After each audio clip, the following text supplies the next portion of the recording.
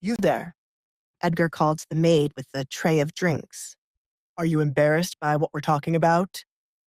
No, Duke Collins, the maid replied with her head low.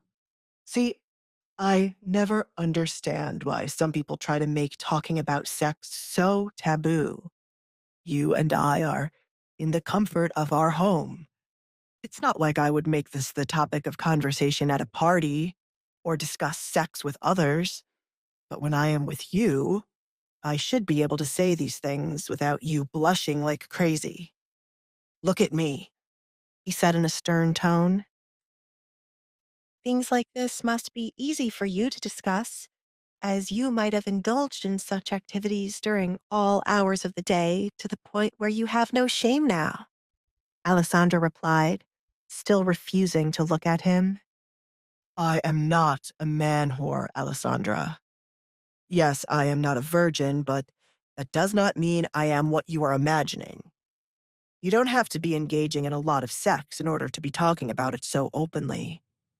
If not you, who else would I have this conversation with? I don't mind discussing it with you, but not when there are others around, said Alessandra. Very well. We should have a lengthy discussion tonight when I come to our bedroom. Maybe a few demonstrations to help you ease you out of being so shy with this topic.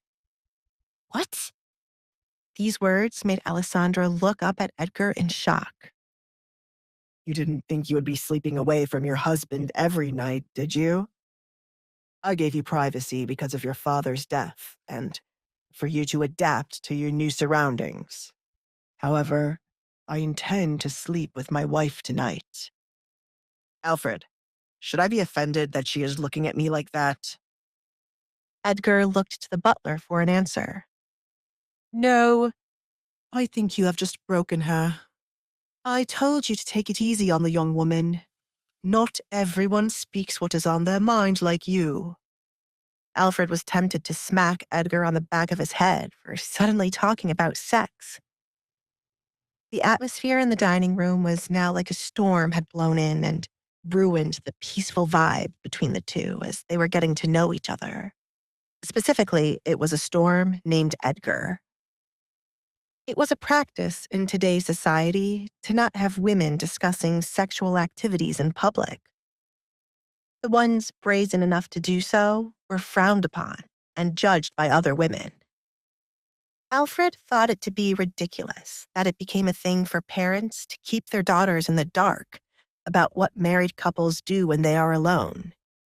They leave their daughters unprepared for what is to happen, and if the wedding night is disastrous or painful for them, the young women think it is normal, as they know no better, and they are told not to talk about it with anyone. As much as Alfred liked Edgar being open and honest with Alessandra, the conversation was not something his old ears wanted to hear. Have you truly not asked anyone about sex? Or at least secretly read dirty books because you were curious? Edgar asked Alessandra. Alessandra thought about it briefly and recalled the one time she had talked about sex with someone, but then she was warned not to say anything about what she was told. There was one time I caught a maid and the coachman naked in the stables, and I had no idea what they were doing, so I asked Maria. Of course it was him. Edgar rolled his eyes. Hey, I'm Alessandra. If you're wondering what happens next, download the Pocket FM app now and listen to the exciting episodes of The Duke's Masked Bride.